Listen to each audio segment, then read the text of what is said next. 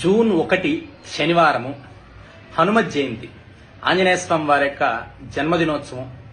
June 1వ తారీఖు శనివారము 2024వ సంవత్సరం.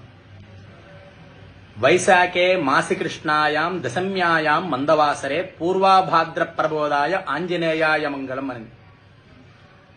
వైశాఖే మాసి కృష్ణాయాం, వైశాఖ మాసంలో కృష్ణపక్షంలో దశమ్యాయాం మందవాసరే, దశమి శనివారం పూర్వాభాద్ర నక్షత్రంలో ఆంజనేయ స్వామి వారు జన్మించారు.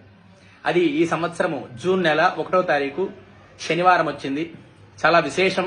శనివారము, దశమి నక్షత్రము, తిది వార నక్షత్రం అన్నీ కూడా కలిసి రావడము చాలా విశేషము.